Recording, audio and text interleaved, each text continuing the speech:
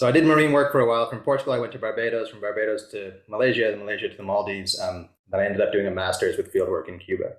And I thought I'd stay in the marine realm, but I got a job at CI, as you mentioned, Conservation International. It was a newly formed role called intervention monitoring, and it was hugely impactful for me. It allowed me to see the breadth of what CI did, which was not only marine conservation, but terrestrial, not only with communities in the depths of the Amazon, but also with governments and corporations, both local and multinational. And my purview is kind of everything that we did across 26 country programs and across 5 funds that invested in over 50 countries around the world. And I was given sort of a blank slate, tell us how things are mission aligned and tell us if there's environmental and social benefit among our portfolio of projects. But more than anything, I was given the ability to learn from tremendous practitioners on the ground in so many disparate places.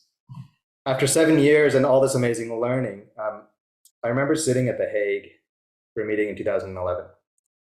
And I heard something from a researcher that absolutely floored me. They said that they did an analysis of the global economy, and over half of global GDP was being spent actively destroying the planet.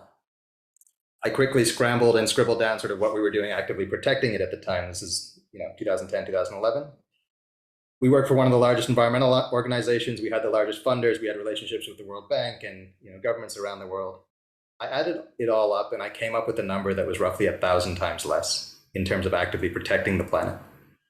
And I sort of thought to myself, what's the point? Philanthropy is not going to solve this problem.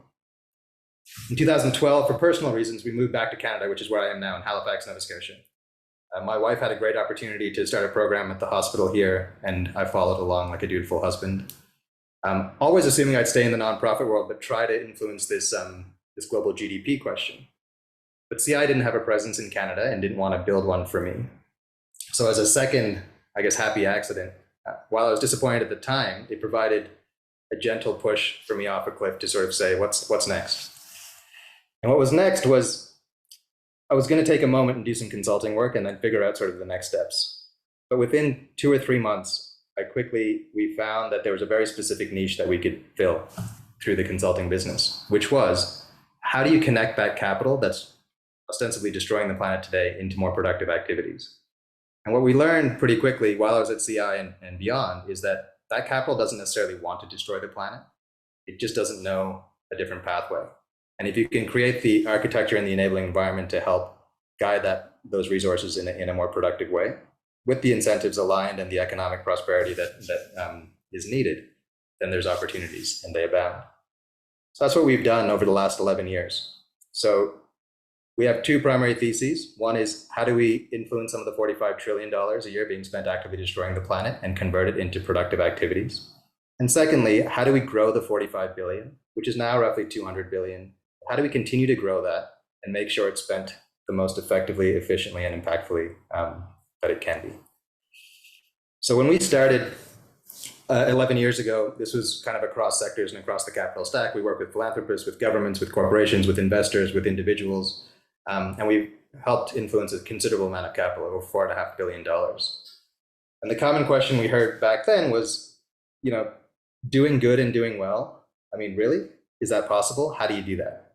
So we did a lot of education and translation and trying to help people understand that it was possible. Fast forward a decade later, and we see a limitation that is more about product. So the question now isn't really so much, can you do good and do well at the same time?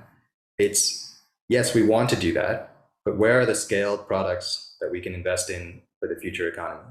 And that's why we're building this asset management business, EcoAdvisor's Capital, to develop those products in asset classes or investment opportunities that are subscale today, under-recognized, under-invested, but will be material portions of the transition, both for nature and the climate, for the future that we all need.